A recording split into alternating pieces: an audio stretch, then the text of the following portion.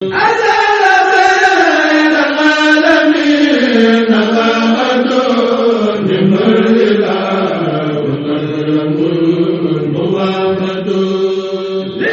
TV, une chaîne de télévision culturelle et religieuse. Rafah TV ñëppay dañ agréer.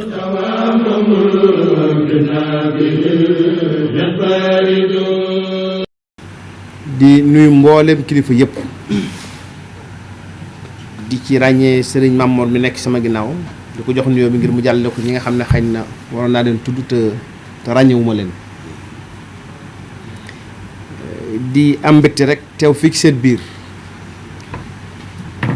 ndax da ngeen liggéey boo xam ne liggéey bu am solo la moo tax li ñuy jiital mooy di jaajëfal bureau bi nga xam ne moo fi nekkoon te sunu mbokk di sunu xarit soxna maam xarit jiite woon ko ci seen taxawaay bu rafet ak seen liggéey bu am solo boo xam ne liggéey nañ ko ci wàllu gerte gi fii ci biir dëkk bi di ndokkal tam nag bureau bi nga xam ne mooy bureau bu bees bi di fedd rek xëy na yaakaar yi nga xam ne ñëpp am nañ ko ci yéen di leen ñaanal yàlla ba yaakaar yooyu bañ a tas ci benn côté te lépp loo xam ne yéene ngeen ko mbooloo mi yéene ko organisation bi yéene ko réew mi sunu borom kat na leen ba ngeen def ko ni nga xamante ne bii noonu ngeen ko bëgg di rafetlu itam liggéeyu Rasiaat ndax fii ci dëkk bi foo naa kenn ku ne xam na gerte ni nga xam ne noonu la demee ak fii nga xam ne mooy Touba yaakaar naa ne non seulement ñi dàq bay ci réew mi ñi ci ëpp mën naa wax ne fii la ñu bàyyi ko waaye sax seen taxawaay tax na ba mel na ne fépp foo xam ne gerte ñor na fa ci réew mi rek lu ci ëpp dañ koy gàddu indi ko defare ko Touba kon liggéey bu am importance ngeen def ci dëkk bi nee ngeen ma dem ngeen ba mat lu mat 12000 ba 15000 membres yoo xamante ne bii ñi ngi liggéey ci yéen ngeen leen jox am xëy loolu bokkut ak yeneen dagg yi nga xamante ne bii xaj na biig ñu ngi ko doon waxtaane nga xam ne day mel ne boo jëlee ñi nga xam ne ñu ngi yëngu directement ci wàllu gerte fii ci dëkk bi lu gàtt danañ jege peut-être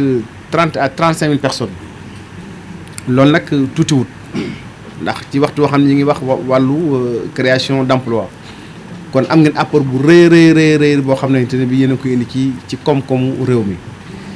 yàlla itam dogal ngeen doon jëflante ak monsieur le président de la république mu jàppale woon leen ci loo xam ne amul benn nattable wax nga ko léegi ci sa discours boole leen ak Sonacos ngeen di liggéey loolu aussi nekkoon loo xam ne lu am solo la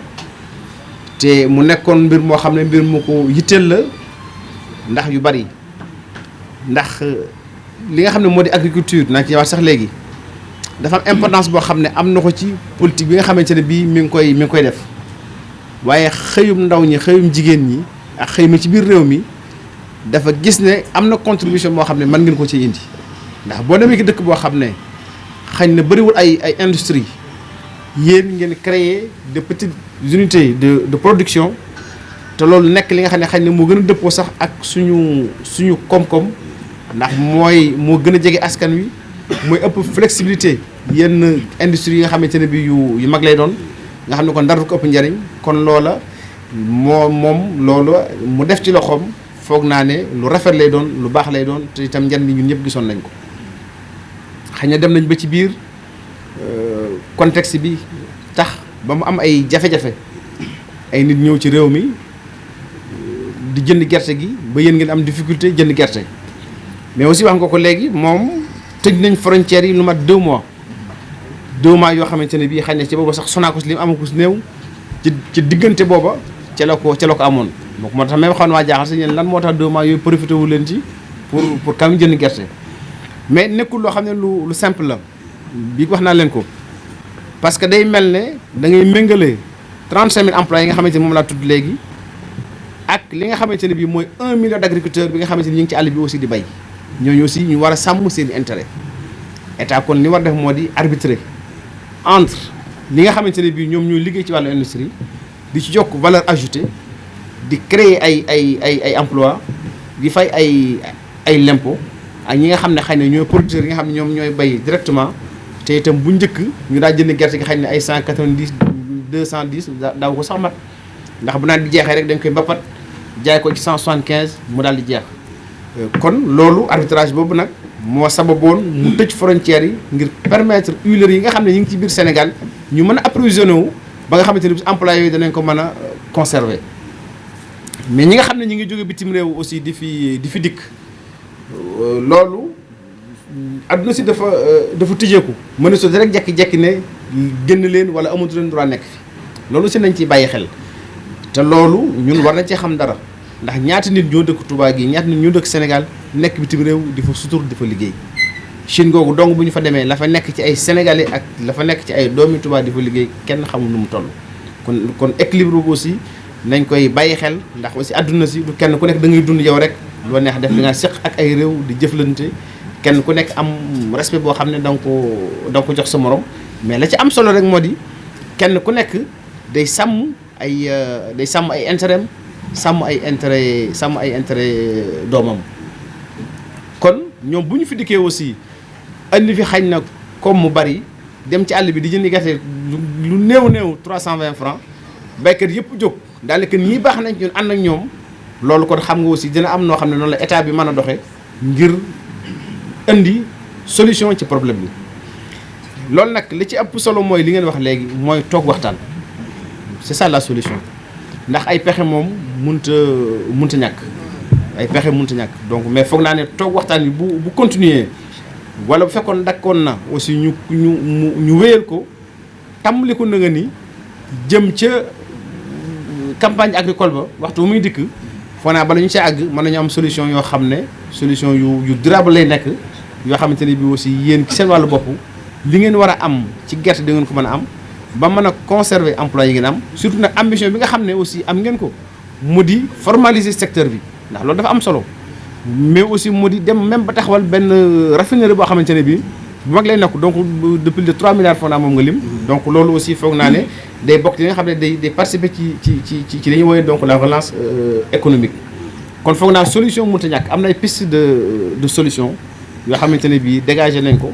mën nañ ci waxtaan xool ba xam naka lañ ci juboo ñële danañ mën a ñëw jënd gerte ci biir réew mi moo xam dañuy yem Ndakaaru wala dañuy yem Touba bañ a dugg ci àll bi moo xam dañ leen di obligé également ñu transformer une partie li nga xam ne moom la ñuy jënd diw moo xam aussi dañ leen obligé donc ñu jaay une partie raffinerie yi moo xam également état bi day obligé ñi nga xam ne mi ngi leen di subventionné di leen seen gerte yéen par force da ngeen koy jaay ñi nga xamante ne bi ñu ngi defaraat diw gi am nañ solution donc loolu ay pexe la yoo xamante ne bii fu ci nekk rek état mën na fa en tout cas levier la boo xam ne mën na ko actionné ngir ñu am ci pexe mais loolu nag toog waxtaan moo koy sabab loolu aussi ni ngeen ko sàkkoo ak ñu itam luñ ci man dinañu ko def ngir que concertation yi mën a am waxtaan yooyu mën a nekk ndax li ngeen ci amul lépp aussi ci waxtaan la juddoo woon te foog naa ña fi nekkoon ba tey jii ñoo fi nekk pas-pas bi mi ngi fi expérience bi yokku na kon xarañte gi yokku na rawatina ci contexte bi ñu toll na nga xam ne lépp dafa jëm ci wàllu création emploi wàllu agriculture aussi nekk loo xam ne dafay lu am solo ci li nga xamante ne bii moo di politique gu président de la république parce que bu ñu delloo ci programme de bi nga xam ne moom lañ tëral ñu ko woowee PAP 2A nga xam ne lépp loo xamante ne bii mooy koom-koom ci wàllu réew mi moo koy doxal ci la ñu ko tënk pàcc bi nga xam ne moom la ci mbay mi am ëpp na mën na junniy milliards boo xam ne lépp dañ koy def ci wàllu mbay mi kon loolu foog naa lu am solo la ñu gis itam mbay mi jamono yi nga xam ne ci lañu toll résultats yi nga xam ne ñu ngi koy am bu dee ci wàllu ceeb bi liñ ci am mën na 1,4 tonnes kon ñu ngi def ay production record mais gerte gi ñu bay ko rek noonu jaay ko amul solo li am solo mooy lii nga xam ne yéen a ngi koy def mooy ñu bay ko waaye également ñu transformer ko ci biir réew mi yokk ci valeur ajoutée foog naa loolu mooy li nga xamante ne bii mooy li ëpp solo te yéen ci loolu ngeen nekk kon xam leen ne vous êtes des partenaires privilégiés de l'État dans la création de valeur ajoutée dans la création d'emplois mais également donc dans l'émergence du Sénégal donc loolu moom mooy li wér te loolu sikk wut amul benn sikk sàkk kon nag li ki des moo di ne ñu toog waxtaan continuer la discussion mu bañ a dakk pour que ñu mën a am des solutions durables ba nga xamante ne bii kët baykat bi duñ ko xañ li nga xam ne mooy àqam ci su bayee ba noppi wante aussi yéen yi nga xamante ne bii aussi yéen yi nga am une contribution significative ci li nga xam ne mooy développement réew mi yéen itam ñu permettre leen ngeen mën a jënd gerte man koo transformer mën a conserver seen i emploi mën a également am loo xam ne di nga ko suturloo ak surtout aussi li nga xam ne yéen a koy participer ci dëkk bi muy social bi nga xam ne yéen a koy def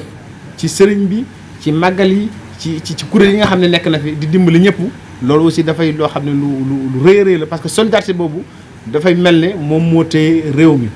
ndax boo mënee benn yóbbaale sa morom bala nga yóbbaale mbooloo loolu dafay am solo kon loolu mënee su ko ñàkk aussi rafetlu bu baax a baax kon daal peut-être kaddu yi du gudd ñu ngi leen sant di leen gërëm di leen xamal ne lii ngeen di def lu baax la ñu ngi leen ci doole ñaax ñi ngi leen di en tout cas ñi ngi félicité ñi nga xam ne ñoom la ñu fal tey jii ngir ñu war a continuer ci jamono yi di ñëw ngir di doxal li nga xam ne mooy kuréel gi di la xamal ne donc suñu ubbi ko ci yéen am na pour qu'ensemble ñu mën a dox pour jéem a trouver des solutions ci li nga xamante ni mooy jafe-jafe yi ngeen dund ñi ngi sant ñëpp di gërëm ñëpp wasalaamaaleykum wa rahmatullahi taala wa barakatuhu. salaamaaleykum mbokk yi tey bisub altine 5 avril 2021 dañ fee tasoon def assemblée générale mu tombeek ba ñu feetee suñu indépendance ci bisub démb bi waaye nag bis bi dafa nekk bis bu rëy ci ñun bis bu am importance bis bu xaw a doy waar ndax day marqué ki nga xam ne moo ñu jiite woon nekkatu fi maanaam soxna maam Xari Mbàkke mu nekk koo xam ni ci dayaam ci mën-mënam wax dëgg fa yàlla def na lu rëy pour association bi kon remplacer ko du yomb waaye nag daan nañu jéem ndax it nag rasiyaat lay dooleem du kaka jiite la war a nekk dooleem mooy maanaam liggéey bi ñuy liggéey li muy tekki ci wàllu ndawum réew mi li muy tekki ci valeur ajoutée bi muy indi li muy tekki ci koŋ-koŋu Sénégal ndax fii ci Touba ay ndaw ay góor ay jigéen ay kilifa diine dañoo inventé benn liggéey ba nga xamante ni ñi ngi ko tudde sagalum diw artisanal ci Sénégal liggéey boobu nag waa ANSD bi ñu ko saytoo 2017 2018 def ci rapport dañ ni ci at moom nga xam ne sax ñetti weer la ñu liggéey créé na 4172 emplois généré 22,21 milliards chiffre d'affaires daal di indi ci sunu PIB sunu koŋ-koŋ 0,1% loolu su ma koy xayma day mel ne at moomu milliard bu suñu réew am ci koŋ-koŋ million ba ñun ñoo ko tekki yaakaar naa milliard am na bari nañu ko am waaye doo gis ko sànni million kon liggéey bi am na solo lool. équipe bi nga xamante ni nag ñoom la ñu fal tey te man mi nga xamante ni man la ñu jiital ma ànd ceeg membre bureau bi yëpp am nañu ab sas waaye nag yaakaar nañ ni bu ci ñëpp jàppee loolu dinañ ko obstacle dinañ ko surmonter. Rasiyaat nag deful politique waaye nag dañoo am gis-gis bu rafet ci gis-gisu président Macky Sall gis-gis boobu mu firndeel ko ci plan Sénégal émergent ndaxte plan boobu moo tax ñun ñi ñëpp ñu am fit am courage am yéene investir ci secteur transformation bi nga xamante ni ci leen nekk waaye nag foog ñu wax leen ni ci jamono yii ñuy wax ak yéen suñu liggéey bi daa am ay gàllankoor ndax ñaari at yëpp liggéeyuñu ñaari saison yëpp liggéeyuñu te loolu lu ko waral mooy daf cay am ay gan yoo xam dañ fee ñëw la ñu waroon a liggéeyee ñu yóbbu ko seen réew ñun ñu toog amuñu lu ñu liggéeyee loolu nag muy nekk lu rëy ndax état bi nag ñi ngi koy ñaan mu jubbanti loolu ba accord bi ñu am ak Chine mu xool nu mu koy jubbantee ba ñun duñu teree liggéey ndax kat dañ ni bala ngay laax jaay laax lekk te loolu bien que nit ñi dañoo yaakaar ni day profité baykat bi waaye ku am gis-gis tuuti di nga xam ne baykat bi mi ngi ciy loru ndax fii may wax ak yéen baykat bi mi ngi jënd litre bu diw $200 ak $20 te bu fi gerte gi desoon daf koy jënd 650 ba 700 francs kon yaakaar naa baykat bi mi ngi jooy te li koy tax a jooy mooy avantage bi ñu yaakaaroon ne mi ngi koy am ci jaay gerte bi mu jaay chinois yi fii may wax ak yéen béykat bi wóoru ko ndax dina am jiwu te ku ne xam ne ni jiwu moom bu amut mbay du mën a amaat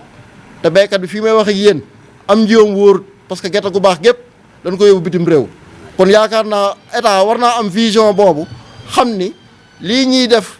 du baaxul ci béykat bi baaxul ci ñun baaxul ci Sénégal.